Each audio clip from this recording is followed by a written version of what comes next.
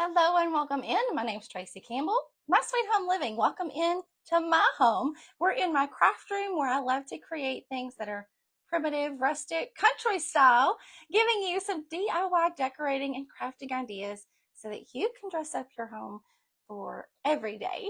So come on in. I would love to see who's here today. If you are new, welcome. And if you are a regular here, I'm so happy to see you. Hello, Miss Bonnie. It's Monday. I couldn't tell you the last time I've been live on a Monday. So I'm excited about that. And I am excited about what I have to show you today. So come on in. I am making sure that we get shared over into our Craft from the Clock group because this is a special 45-minute live show happening over there in the group. And if you love and enjoy live crafting, I invite you to join us over there in the Craft on the Clock group because that is where our heart is live crafting. So come on and join us, and we would love to have you over there if you're not already over there. So welcome in. Hi, Miss Sheila. Hi, Miss Cheryl. Last Friday was all things banners, buntings, and garlands over there in the Craft on the Clock group. And so I wanted to show you how I finished up my sweet little fall stone crockware bunting. A little banner bunting, we called it. Ended up calling it a, what did we say? A banter?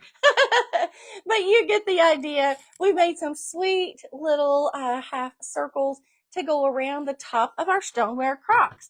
And the great thing about these is you can personalize them for any season, any color theme that you may have going on in your home. And so I had this previously decorated for patriotic, like Americana theme. And time to switch gears, trade the flags for the fall. And that's what I'm doing. Hey, Miss Jane from New York. I know it's so hot. I'm pretending it's fall today. I'm channeling my inner fall today, even though it's still so hot here in Northwest Kentucky as well. I feel the pain. Oh, I'm so glad. Almost all of my replays are over on my YouTube channel. And our live videos here on YouTube only stay here for 30 days and then they disappear. So, except for the old ones. Now but from current videos, they only stay here for 30 days. So my replays beyond 30 days can all be found on my YouTube channel, which I have 2 new videos to upload later today over on YouTube. So if you're ever searching for a past or previous project that you've seen, or maybe you've seen a photo of and want to watch it, probably the best bet would be to recommend you go to my YouTube channel to find that. But just in case. So we're going to finish this up real quick. I'm going to show you how I'm going to style this up real quick, and then we're going to move on to, see that wooden barrel right there? That's what we're going to do today with a fun little fall themed banner. A little similar in style to this, but different. So I'll show you that. And then maybe we're all at the end, we're going to whip it together for maybe like some little vignette ideas I've got up my sleeve. So, hey, Miss Brenda, how are you? I saw you on this morning. I didn't get to watch super close because I've been kind of prepping and trying to come up with my plan today. I've been a little scatterbrained today. Hello, Miss Barb, Miss Stephanie, and Jennifer. Y'all welcome in. Now, I would probably say use some floral foam. I don't have any floral foam. I don't think. I think I have used it all. It's not something I use a lot, so I don't really keep it in stock in my craft stash. So I'm going to see how this works without any floral foam in it first. And if I get really desperate, I'm just going to stash some plastic grocery sacks in there. And call it good with holding my florals. But these, my brain's combining my words together again already today. These are some little faux bittersweet picks. And I love bittersweet for fall primitive style decorating. I don't remember where I grabbed these. It could be from a number of places. I would just recommend to do an online search for faux bittersweet picks or florals. These could be a little bit more realistic, but they're going to work for what we want. And not to mention, it's bringing in some of the colors from the little banner, little bunting that we made, bringing in a little bit of that orange and going to tie things in nicely, as you'll see here in a little bit when we start to pull together some items for a vignette. So first I have 1, 2, 3, 4, 5 of these picks. They have been used in another part of my home that I'm kind of redoing a little bit, or redecorating is what I should say. And so I pulled these out and I thought, you know what, this is going to work perfect for this crock. And look at that. How easy was that? And how amazing does that look for just a simple centerpiece? And guess what? The best part about this is I can untie this and swap it out with a different little banner for the fall. Isn't that darling? Now, all the stoneware crocks that you may come across may be different shapes, different diameters. So you might want to size these up before you make your little circles. But we did these last Friday. I showed you how to create one of these. The only thing that I did not show you was that I coffee grunged them, or I sewed a little pocket, sort of like a little curtain rod. How it has a little curtain rod, has a little pocket that you would string like the curtain rod through. I stitched a little pocket across the top, strung some twine through there, and then I coffee grunged and baked those to dry them. And you would not believe the difference in the color that coffee grunge and that baking makes. So let me show you the fabrics that we started with. We started with that orange, and I have pulled out all of my fall colored themed fabrics for inspiration. And so I'm using some of these same colors throughout all of my projects this month. And so that when I'm finished this month, all of the pieces that I make will be coordinating that way. And so look, here are the colors that we started with. I hope that maybe you can swipe. I can swipe or sink your comments out of the way so that you can see that. But these are the color tones that we started with. And after the coffee grunged and the baking, you see how it toned down those colors perfectly. So if you get fabric and you're thinking, it's not quite the look that I want, nothing a little coffee grunge can't fix for you. So keep that in mind as you are fabric shopping, or maybe building your fabric stash or whatnot. But here's my little stash of fall inspired fabric choices that we'll be working with this month. Hey, Miss Kalia, Miss Phyllis is in the house. How are you? Isn't that beautiful? And I think I may even take it a step farther and add something else to it. If we have time at the end of today's episode, I may do that. So y'all stay tuned. Y'all stay tuned. And something you've seen me do before, but I've never done it with a stoneware crock.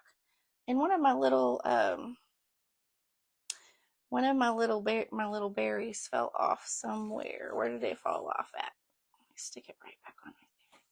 I love this faux bittersweet, and you can it looks best if you kind of make it wispy looking, and if it's a little sparse, because that's sort of the nature of bittersweet. And if it sinks down in there too much, kind of curve some of these little stems over a little bit, make it look like it's spilling over. And that gives it sort of a more realistic look as well, and it will kind of hold it up higher. But now if you need to, just stuff. I grabbed a bunch of grocery sacks. I was going to stuff in the bottom of this if it wasn't holding up high enough, but I think that works perfect.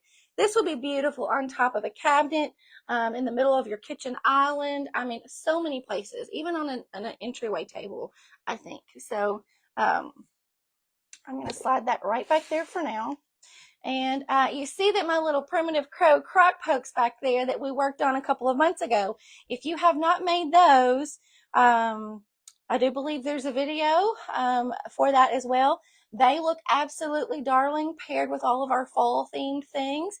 So we'll probably be tying that in and maybe adding a little splash of color to that later on as well. Okay, today's inspiration piece, well, it's two-part. Let me show you. There's a couple other of my little fall and Halloween themed fabrics. Let me tuck those to the side here. Is this wooden nail keg barrel. You all saw this on Friday's episode, so I'm just going to give you an up close look at this again today. It's beautiful. I mean, it's just perfect. It is sturdy. It has the rusty wire. It has the worn rustic wood. It's sturdy. It's really stable. It's perfect on the inside. It's not falling apart. Really, I could set a fern down in this and set it down on my porch. Or I could set like a round piece on the top, use it sort of like as an end table out on my porch. The sky is the limit with these little things. So search your Facebook Marketplace for nail, Nail, keg. Okay, they're short. It's sort of like a miniature version of like a whiskey barrel, bourbon barrel. Here in Kentucky, we call it bourbon whiskey barrels. And you see those like decorated for weddings and events a lot of times. But if you don't have the space for a great big giant whiskey barrel, these are the next best thing. These are even perfect for, sticking maybe like some real thin trees, evergreen trees in, like I'm talking faux, like here, like maybe like faux Christmas tree, sticking it down in, and this would be a beautiful little holder for that. But this one I grabbed a couple weeks ago at a local thrift shop, and I was tickled, tickled pink. Hi, Miss Jennifer, Miss Wanda, Jamie, how are you all? Isn't it beautiful, Caffeine? So today, what I'm wanting to do, and I don't know if I'll use this on my porch or in my home somewhere, regardless of where I want to use it, I now want to kind of dress it up for fall. And I have the cutest little gift from our sweet friend Esmeralda here. I don't know if she's on today or not, but she gifted me this sweet little fabric square. Look at this. I know it's backwards for you all, but it says Home Sweet Haunt. And that's so cute. It's a sweet little Halloween house. But you could use the same idea that I'm going to show you today with any kind of fabric piece or fabric square. So if you maybe had grabbed some of these little fabric squares from Esmeralda, I think she had some in her last live sale a couple weeks ago. This might give you some inspiration on maybe what you could do. Is she here? Good. I haven't seen her. Hey, Miss Pam.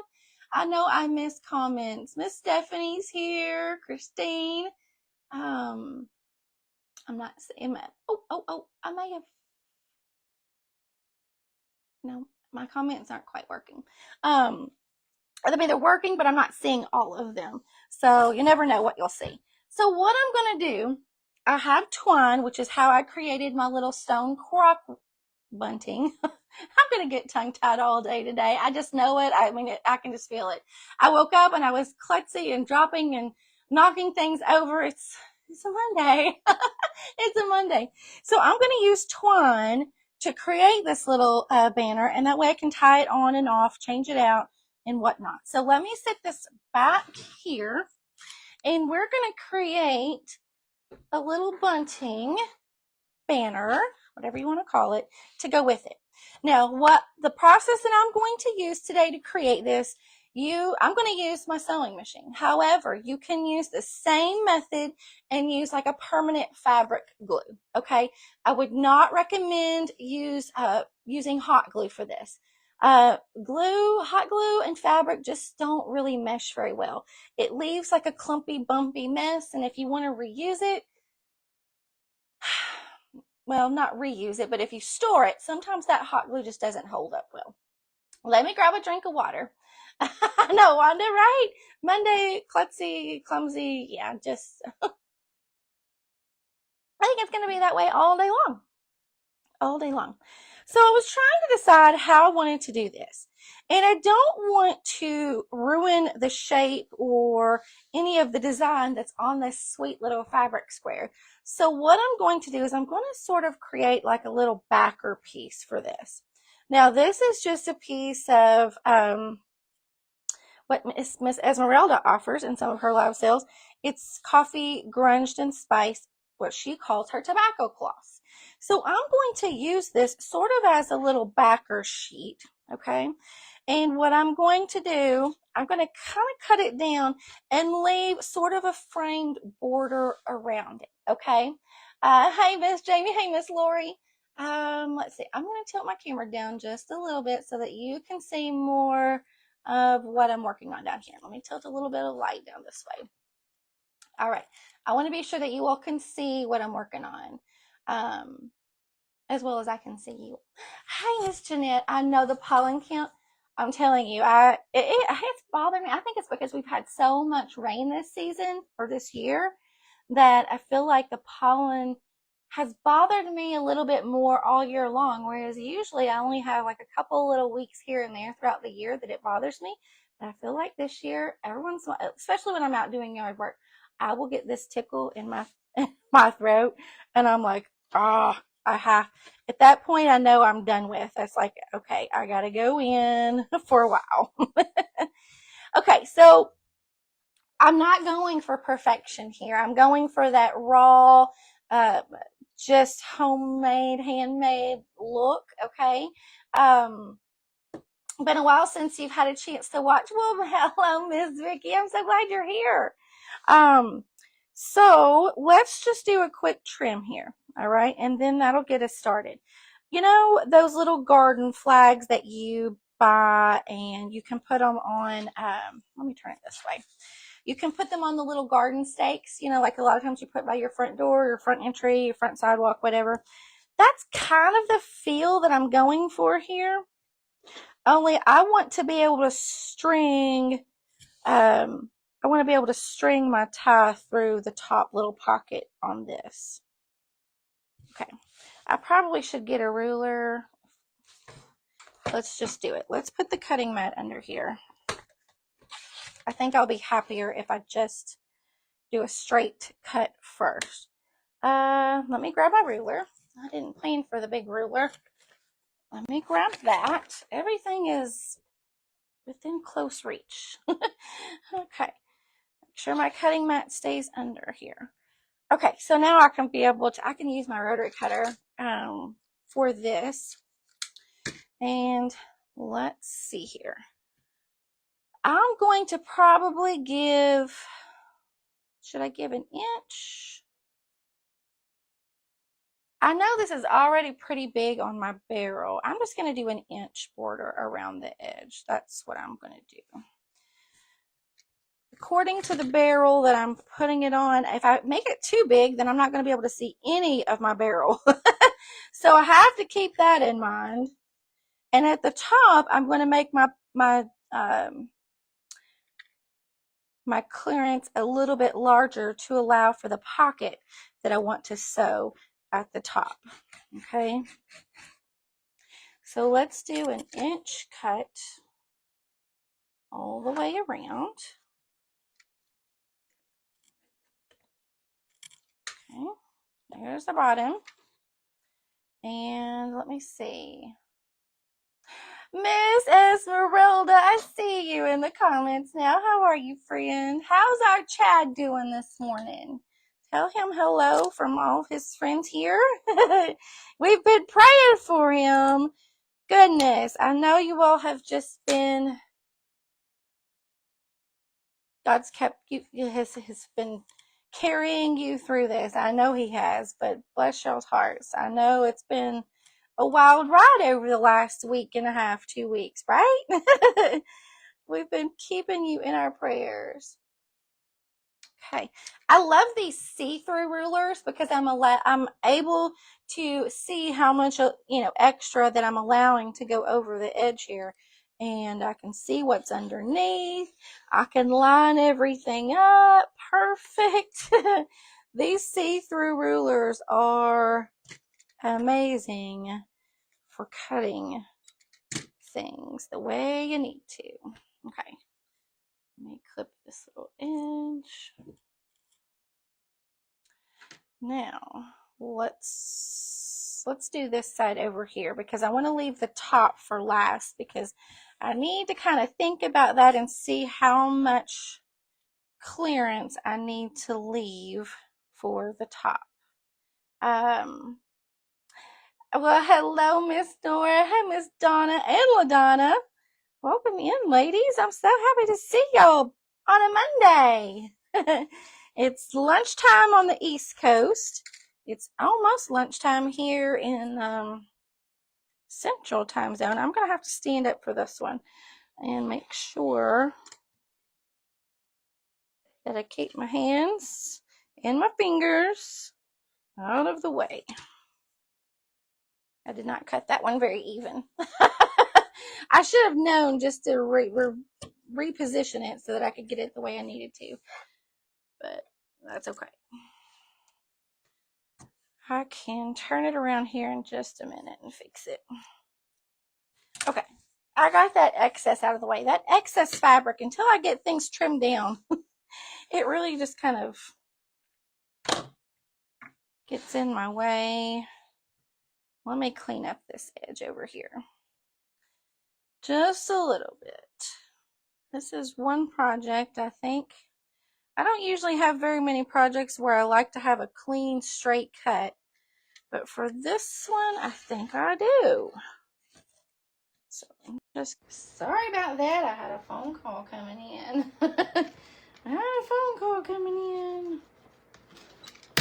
Hopefully that doesn't mess up our stream. 12:37 in East Tennessee. Definitely lunchtime for you, Miss Brenda. Yes, ma'am. So this is a good time. What do y'all usually fix? Like in the middle of the week for lunch, if it's just yourself or maybe you and, you know, your husband or you and a grandkids, what do you fix for lunch? I'm curious. I'm curious. That was my husband texting me.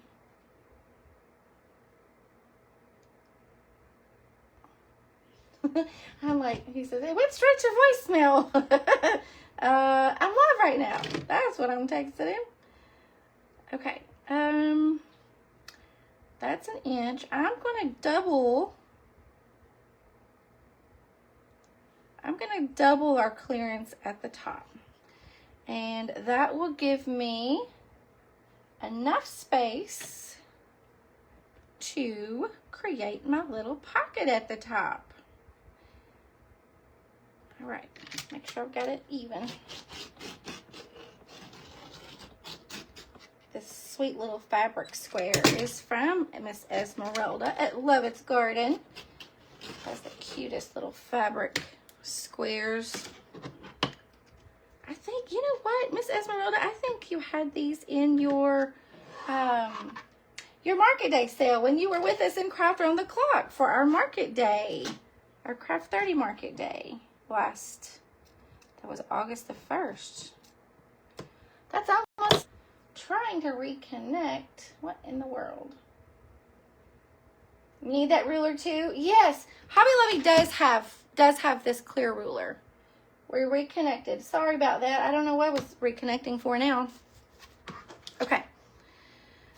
So here we go. I should have ironed this little crease. This little crease is probably going to mess me up a little bit. So let's pin. Let's do some pinning here. You had chicken nuggets and tater tots. Let's see. Oh, so we have somebody new in the house. Wanda says she grabs a salad or fresh fruit with yogurt and cottage cheese, especially when it's hot.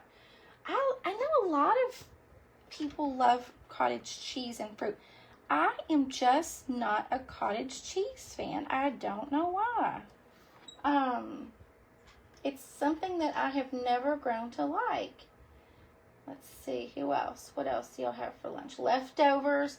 I do that as well. I'm typically the only person in my house that eats leftovers. Is that not crazy?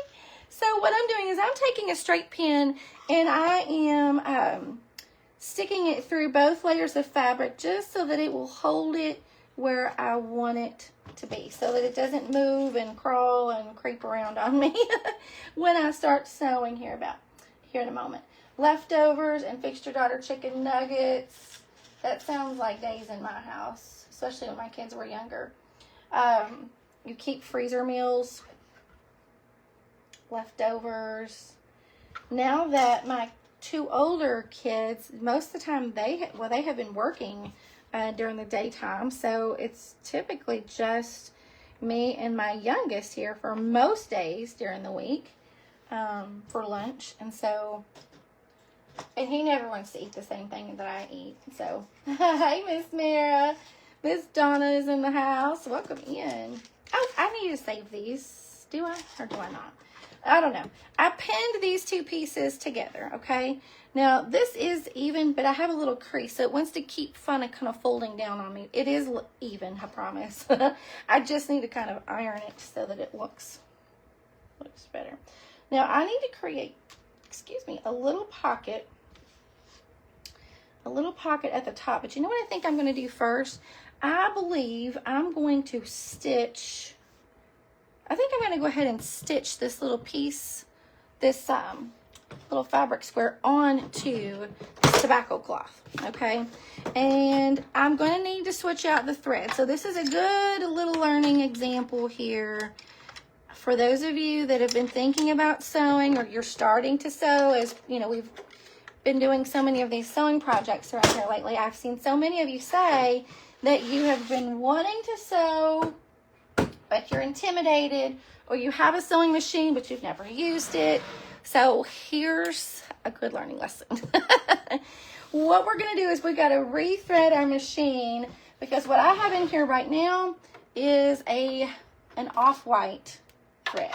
And off-white will not work for this project. It works for about 95% of my projects, which I need to show you the little project I worked on. I was working on yesterday. It was just sort of like a little experiment, something I had wanted to try. And I haven't tried it. But let me show you. Look at this little thing. Is that not the sweetest little, I need to there. He kind of blends in with the background. Is he not the cutest? I mean, I just fell in love with this little pattern. Now, it's a little tiny mouse, and he's sitting on a piece of candy corn. Okay, see the little candy corn? I fell in love with this little guy. I gave him whiskers, 2 little beady eyes, a little nose. The only thing that I did not give him was a little tail. I thought, after I put him together, I thought, he needs a little tail. But anyway, he's a tailless mouse. But I'm going to tuck him in some of my little Halloween vignettes. Hey, Miss Brenda. But I thought he was too cute. I might show you all how to do that here soon. But I just kind of stuck him in there. Thank you, Miss Wanda. I thought he was too cute. So let's use black for this project. So what I have done, when I buy a new color of thread that I've never had before, I automatically also create a little bobbin of thread, because you have to have thread from the bottom of your machine and the top of your machine when you're sewing things. Because in order to stitch them together, the needle has to bring thread up from the top, down through the bottom, and back up. That's how it cinches things together. Fabric together, more specifically. So I already have this bobbin ready to go. Whenever I need to swap out colors, it's already ready. And so that's a good time-saving tip for those of you that are just getting started into sewing, like I have recently. I'm trying to get this end of the thread out. There we go. Okay. So this, we've talked about this before. This is my Singer sewing machine. I grabbed it from Walmart. Really inexpensive and super beginner friendly to use. Okay. So let me make sure I have this scooched over so that you all can see everything that I'm doing. So my thread, little bobbin, has a hole at the bottom, and I'm just going to slide that on. Maybe. There we go. Slide it on. And I have a little top cap that holds that bobbin, or spool, I should say, spool in place, okay? Now I'm going to thread it. There is a process to each machine. Each machine can be slightly different. So if you have a different machine, or any type of machine, even if yours is like mine, what I would encourage you to do to get to know it, go to YouTube and search how to thread a Singer 3833. I don't know, remember what my model is. I think it's 38 something, 30 something. But yours will have a model number. And if you go to YouTube, search a video for how to thread a Singer 3837 machine, you will see a quick and precise video of how to thread it. And you can do the same thing, how to create a bobbin on the Singer 3837 machine and so forth, okay? That's the best way to get to know your machine, because the one thing that is for sure that you will be doing on your machine, you will have to be threading it and changing out the thread all the time. And it's something that you will get so used to doing that it will seem like second nature. But until you get to that point, you need to search up a video so that you thread it correctly. Because if it's not threaded correctly, you will be pulling your hair out, okay? So I just rethreaded my machine in about 1 minute while I was talking to you. And I'm ready to go. Now I have black thread that's coming in from the top and black thread coming in from the bottom. I'm going to zoom in so that you can see what I'm going to do here with this little flag, this little banner. I have my pieces pinned together. I'm going to sew, what I'm going to do, since I kind of have a natural border on this design, I'm going to start my stitching probably up here in the top corner. I'm going to start and I'm going to go down and I'm going to go all the way around this square, okay, until I get back up to the top. When you start and when you stop, you need to back stitch, which means you just take 2 stitches forward and 2 stitches back, and then you go back forward and you finish what you're doing. And that locks your threads in place so that it doesn't come undone later on, okay? So I'm lining that up right there under my machine. I think you all can see that pretty good. And let's see here. I'm going to lower my needle. My needle's right here. I'm going to lower my needle down into the fabric right where I want it to start, okay? And then I can push my power pedal or my sewing foot. That's what they call it, sewing pedal. And then I'm going to be good to go. So there is a little back stitch button. This is my back stitch button, and I will only use it when I start and when I stop, okay? So once I start, I'm going to start off slow. I'm going to make 2 or 3 stitches. So there's 1, 2, 3, 4, and I'm going to push this and I'm going to go back a couple. 1, 2, 3. All right. Now that has locked my beginning stitch in place so that it will not come unsewn later. Hey, Miss Becca. So now I'm ready to just sail right down the line here. So I'm going to, if you want to go slow, go slow. If you want to go a little faster, you can. Straight lines are a great opportunity, a great time to kind of experiment with the speed of what you're comfortable with. There's nothing hard here at all. As long as we're, I almost said mowing. It's kind of like mowing grass. As long as I'm stitching in a straight line, I'm good. And I don't have to do anything else, but I'm nearing that corner where I need to change directions. So I need 1 more stitch. Okay. Now, my needle, I've stopped and I put my needle down in my fabric. So I can lift up, let me zoom in a little bit more. I can lift up, there we go. I can lift up this presser foot, and with that needle down in my fabric is not going to move. It's going to stay in the right position. Uh-oh, what's happened here? Okay, I had a thread there and I thought something didn't stitch right. False alarm, false alarm. Okay, I've changed direction so that I can go down this way. And let me make sure my fabric is all positioned where it needs to be. Now I can lower this presser foot back down, and that holds the fabric down for me. And now I don't have to back stitch here because I haven't completely restarted my row of stitching. So I'm just going to sail on down the line. And by using black thread, it's going to blend in with the design of this piece of material, and it won't show as much, okay? Okay, I'm nearing the corner there, so I'm just going to kind of take some baby steps so that I know I don't go past the point of the corner there. Okay, raise my presser foot. I'm going to spin it around, lower it, and I'm going to go back up this side. You don't want to push or pull your fabric through, just guide it. Let the machine will move it for you. You can just guide it.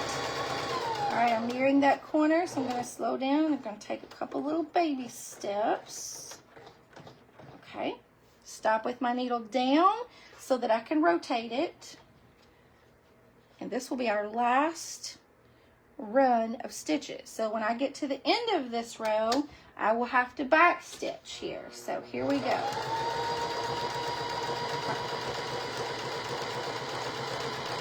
This is super beginner friendly. I would just start with some scrap pieces of fabric and see if you can attempt this project with some scrap fabric. Okay, I'm nearing the corner, so I'm going to slow down. Okay, this would be my stopping point, but I need to back stitch a few stitches to lock those threads in place. So I'm going to press my back stitch button right up here, and then I'm going to go back a few. And then I'm done. Now I'm ready to stop. I'm ready to take this fabric piece out. So I'm going to raise, well, first of all, I'm going to make sure that my needle is up out of my fabric so that when I raise my presser foot right here, I'm able to slide my fabric away. Now when I slide my fabric away, do you see what it's doing? It's still connected by the threads right here. So I need to pull it out about 4 or 5 inches, okay? That's that slack that you need to allow there. Pull it out, okay? And then all I'm going to do is I'm going to take my scissors and I'm just going to snip those extra tails off, okay? There we go. So now let's zoom back out and let's see what we can do next. Let's check the time. We're doing good on time. Oh, no, we're not. We got 6 minutes. Shoot. I was thinking I had till 12:15. I started at 11:15. Right. So it is stitched on there just like that. Now, if you want to use a permanent fabric glue, you totally can. I will press this. I will iron it down so that all my fabric lays flat and good. And probably what I'll do is I might go through and just fray out the edges of this. But now I need to create a little pocket. Okay. My little pocket at the top. I'm going to create just a real thin little pocket, about 1 inch or so wide. And let's just clip that. Let's just clip it. That'll be faster. Because I'm going to make another row of stitching across the top there. I should probably be measuring to make sure I get this even, but we are in a hurry. Worst comes to worst, I'll just rip the stitches out and redo it. But I want you all to see the process here. I'm clipping a fold. I've folded it over onto the back. Do you see what I've done there? Maybe that's show you. I folded it over and I'm going to make a real quick little stitch across the top, and that's going to create my little pocket at the top where I can string my twine through.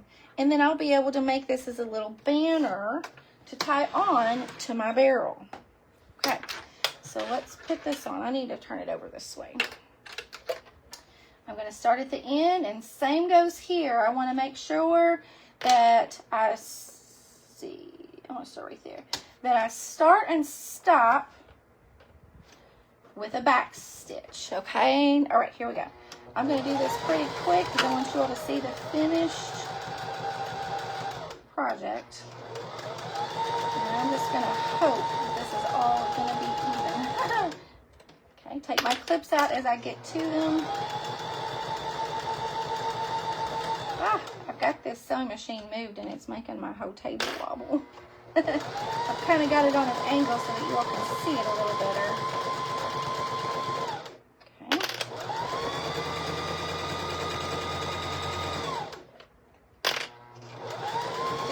back stitch at the beginning. For some reason right now I'm like second guessing myself, but I don't think I did. All right, did one at the, whoop, I gotta bring my needle up first.